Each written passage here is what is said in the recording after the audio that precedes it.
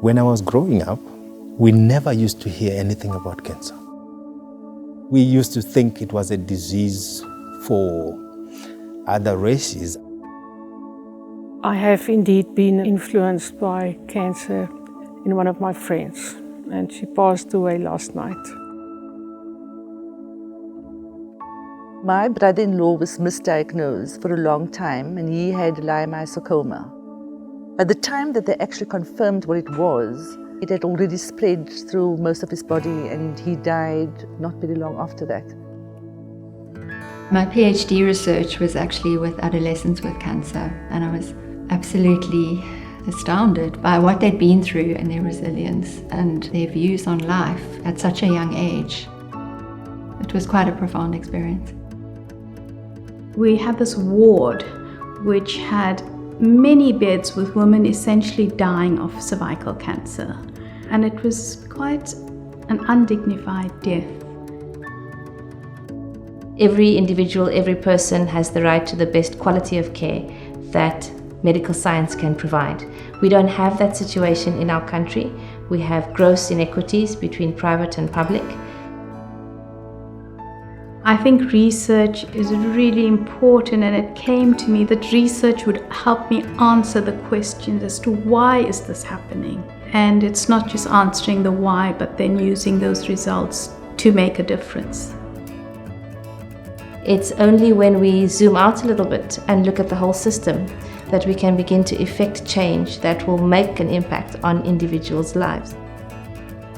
So it's very important that what we do in the services that we offer are evidence-based. So in terms of our health campaigns that we run, the service delivery that we offer to cancer survivors, and our advocacy efforts. What drove me into it was trying to answer this question: what can I contribute to policy? What can I contribute to anything that can make somebody make an informed decision? We often need to arm our advocates with research evidence. What is really wonderful now is that we are getting much better hard facts, data, so that we can really tell people, if you have this, this is the risk, and these are the management options. It's not only about the data, it's about the story behind the data.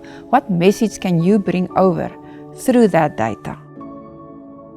I think it's really important to have local funders so that we're driving our local agenda. We are asking and giving answers to questions that affect our communities. My hope would be that it not only be a journal article, but that it be translated into real policy change. Going forward, we'll be having very targeted projects on areas where there is an identified gap and need. I think this ultimately will enable us to have a much bigger impact in terms of our contribution to cancer control in South Africa.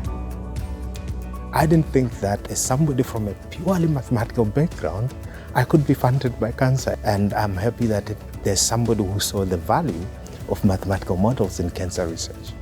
Without the cancer funding, most of my work would not have been possible at all, I'm telling you.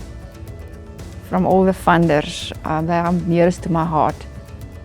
Cancer funding has been really, really important for the research in my lab, and it's also been important for the training, obviously, of postgraduate students. So I am really, really thankful to CANSA for the funding that they gave us.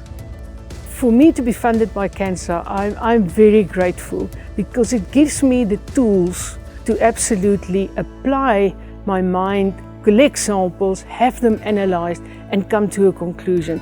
And it means it's research that matters.